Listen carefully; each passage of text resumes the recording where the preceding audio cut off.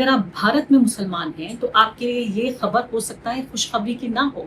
Intimidation का, धमकी का और अपमान का पूरा माहौल है कि आपको सुकून से हम जीने नहीं देंगे, इतना परेशान करेंगे कि आप खुद परेशान होकर भाग जाएं। जर्नलिस्टिक कैपेसिटी नहीं है कि पत्रकार, रिपोर्टर्स अलग अलग शहरों में जाकर इस देश के पता लगा सके कि आखिर इस देश में हो क्या रहा है। पूरे सोशल मीडिया पर इस तरह के वीडियोस छा रहे हैं कि कभी हनुमान चालीसा पढ़ा जा रहा है, सुअरों को वहां ले जाया जा रहा है, विरोध प्रदर्शन हो रहा है। दुनिया को भी तो पता चलना चाहिए आखिर कि भारत में हो क्या रहा है। जी हाँ, भारत में इसी तरीके से शांति के साथ नहीं, सुकून के साथ नहीं, अमन के साथ नहीं, हर तरह के खौफ के साथ कि न जाने कब किस गली, किस मोहल्ले, किस शहर, किस राज्य में क्या हो जाए। करोड़ों मुसलमानों के सामने आज यही स्थिति है। पूरी दुनिया में बकरीद को धूमधाम से मनाया जा रहा है। बकरीद यानी कि खुदा के सामने कुर्बानी का जज्बा दिखाने का एक तरीका है। इसके लिए कुछ लोग या ज्यादातर लोग कुर्बानी किया करते हैं जानवरों की। उन जानवरों को पाला जाता है और फिर बकरीद के उन 3 दिनों में उनको कुर्बान किया जाता है। भारत में भी एक संविधान है। उस संविधान के तहत तमाम लोगों को अपने मजहब और मजहबी जो बिलीफ्स हैं उनके हिसाब से जीने की और उन तमाम पद्धतियों को मानने की आज़ादी है। लेकिन अगर आप भारत में मुसलमान हैं तो आपके लिए ये खबर हो सकता है खुशखबरी की ना हो कि आपका त्योहार आ रहा है, तो आपको हर तरह से एक डर, खौफ और उसके साथ साथ एक अपमान भरी पूरी भावना से एक लिप्त माहौल आपको दिया जा रहा है। देश के जो सबसे बड़ी दूसरी आबादी है, सबसे बड़ी जो अल्पसंख्यक आबादी है मुसलमान, उनका दूसरा सबसे बड़ा त्योहार है, उससे पहले ये तमाम तरह का तनाव, ये तमाम तरह की एक तरह से हिंसक पूरा जो एनवायरनमेंट बनाया जा रहा है, इंटिमिडेशन का, धमकी का और अपमान का पूरा माहौल है कि आपको सुकून से हम जीने नहीं देंगे। मुझे शुभेंदु अधिकारी का मुझे याद आ रहा है कि जो हेमंत विश्व शर्मा ने कहा था असम के मुख्यमंत्री की जीना हराम कर देंगे, इतना परेशान करेंगे कि आप खुद परेशान होकर भाग जाएं। बिल्कुल उसी तरीके से मुझे लगता है उसी प्रिंसिपल, उसी थ्योरी पे पूरा देश आगे चल रहा है कि इतना परेशान करेंगे कि आपके लिए रहने लायक एक जगह ही न बचे। तो ये जो आप देख रहे हैं ये हिंदुत्ववादी संगठन है जो इस जानवर को लेकर आए हैं, जो मीरा रोड पर पूनम क्लस्टर सोसाइटी है वहाँ पर। और इस पूरे जो घटनाक्रम है उसका बैकग्राउंड ये है कि यहाँ पर कुछ मुसलमान भी रहते हैं जो पूनम क्लस्टर सोसाइटी है, और वहाँ एक शेड में बकरों को पाला जा रहा था कि कुर्बानी के दिन यानी बकरीद के दिन इनकी कुर्बानी की जाएगी। लेकिन वहाँ के कुछ जो रेजिडेंट्स थे यानी पड़ोसी रहे होंगे, मोहल्ले वाले होंगे, उनको इस बात से तकलीफ थी और उसके बाद उन्होंने इसका विरोध जाहिर किया और उस शेड को तोड़ दिया। यानी जो शेड लगाया गया था कि यहाँ आराम से बकरियां खड़ी हो सके, उन्हें चारा खिलाया जा सके, उनकी तब तक उन्हें पाला जा सके जब तक कि उनकी कुर्बानी हो, तो उससे पहले तक उन्हें रखा जा रहा था वहाँ पर। और वहाँ जो आम लोग थे यानी जो पड़ोसी थे उनको परेशानी हो रही थी। और उसके बाद हम जो अगली चीज़ देखते हैं वो ये कि वहाँ पर हिंदुत्ववादी संगठनों के लोग और ये तमाम जो रिहायशी लोग थे वहाँ, वो सब हनुमान चालीसा पढ़ने लगे। उससे ही काम नहीं बना अगर, तो ये कहने लगे कि हम कुर्बानी नहीं होने देंगे और मुसलमानों को चिढ़ाने के लिए, अपमानित करने के लिए, धमकाने के लिए यहाँ पर इन्हें सुअर को यहाँ पर ले आए, जिसकी आवाज़ भी मैंने आपको सुनाई और तस्वीर भी मैंने आपको दिखाई।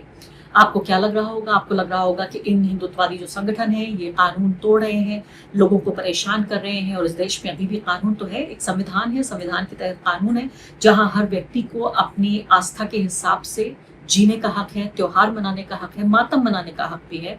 तो पुलिस यहाँ पर आएगी और कार्रवाई करेगी। वो नहीं हुआ। अगली जो चीज़ आप देखिए कि जो 40-45 लोग आ गए थे और शांति भंग करने की कोशिश कर रहे थे, उनके पर कोई मुकदमा नहीं चला, बल्कि हुआ ये कि जो म्यूनिसिपल कॉर्पोरेशन है उसके ट्रक्स आ गए, उसके पिकअप ट्रक्स आ गए। तस्वीरें देखिए अपनी स्क्रीन पर। इन पिकअप ट्रक्स ने 40 से 45, ये खबर जो छपी है वो ये 40 से 45 जो बकरे हैं जिनको के ज़िबा किया जाना था, जिनकी कुर्बानी देनी थी, उनको ट्रकों में भरकर यहाँ उन्हें वहाँ से ले जाया जा रहा है।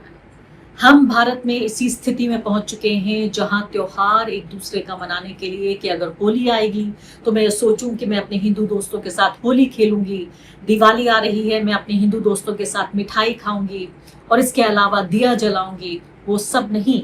ईद आ रही है तो ईद की टेंशन है, रमज़ान आ रहा है तो रमज़ान की टेंशन है मुसलमान को।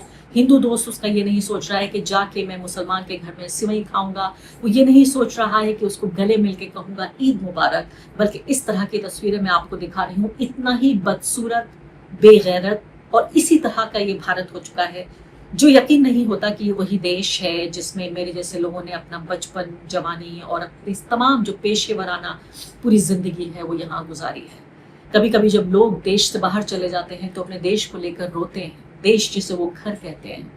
आज ऐसा लगता है कि कम से कम देश में एक आबादी तो ज़रूर ऐसी है, वो है भारत के बदकिस्मत मुसलमान, जो अपने देश में रहते हुए ही अपने घर और घर के खो जाने का इस दुःख, वो घर जिस तरह से वो जाना करते थे, उस घर की दीवारों का जो रंग होता था, उस छत की जो शक्ल होती थी, उसमें घर में जो लोग रहा करते थे, उस घर के खो जाने का गम, जबकि आप अभी भी उस घर में रहते हैं, उस गम से ज़्यादा होता है जब आप उस देश को छोड़ के किसी मजबूरी से जाते हैं, कभी रोज़गार, कभी किसी और चीज़ की तलाश में और फिर अपने घर को याद करते हैं। उस घर को दूर से आप याद कर सकते हैं जो घर आपसे जुदा हो गया, लेकिन जिस घर में रहते हुए वो घर पहचानने में नहीं आ रहा है, आखिर उस घर को लेकर कैसे मातम बनाया जाए?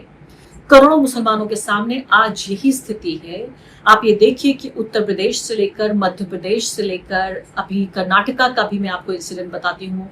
पश्चिम बंगाल में आप देख रहे हैं क्या हो रहा है। महाराष्ट्र आप देखिए कि कमर्शियल, ये उस मुंबई का मैं जिक्र कर रही हूँ, वो शहर है जहाँ सपने बेचे जाते हैं। हिंदी फिल्म इंडस्ट्री, बॉलीवुड, जो दुनिया में सबसे ज्यादा फिल्में बनाती है, वो भारत की एक बहुत खूबसूरत तस्वीर पेश करती है, जहाँ सिल्क की साड़ियाँ पहनकर पेड़ के इर्द गिर्द जो हीरोइन है वो गाना गा रही है, इश्क हो रहा है और सब कुछ इतना सुहाना और अच्छा है।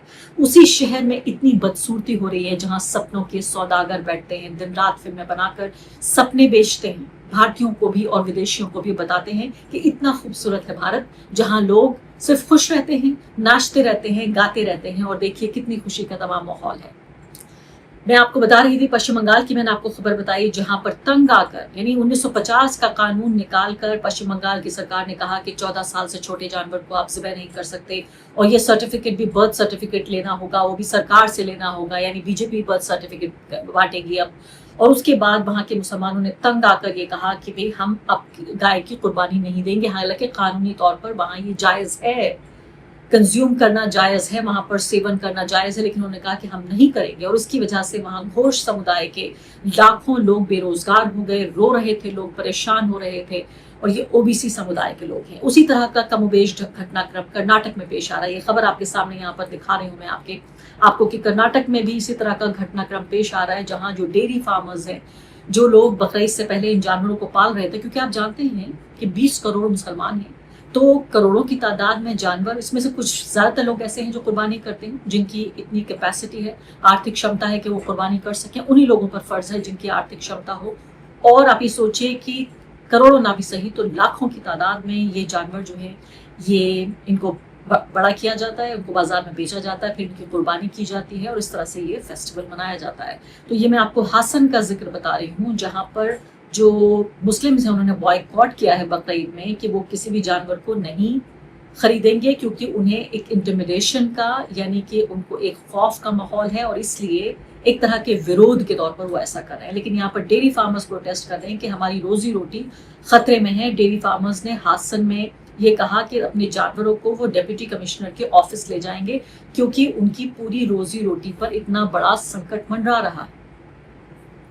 तो आप ये देखिए, महाराष्ट्र से मैं आ गई हूँ कर्नाटका, इससे पहले पश्चिम बंगाल का किस्सा आपको सुना चुकी हूँ। उत्तर प्रदेश में भी इस तरह का घटनाक्रम हो चुका है। तमाम तरह के, जिस तरह की बयानबाजी योगी आदित्यनाथ हमेशा करते रहे हैं, इस दौरान भी उन्होंने बयानबाजी की है, बकरीद से ठीक पहले भी, और सड़क पर नमाज पढ़ने को लेकर भी उन्होंने ये इस तरह की बयानबाजी की है। अलग अलग शहरों से स्थितियां भी उभर रही हैं उत्तर प्रदेश में। जो ईद की नमाज है उसको लेकर भी तनाव की स्थिति बनी हुई है कि आखिर ईद की नमाज कहाँ होगी, ये भी मैं आपको दिखाना चाहती हूँ। आपकी स्क्रीन पर इस तरह की भी घटनाएं पेश आ रही हैं।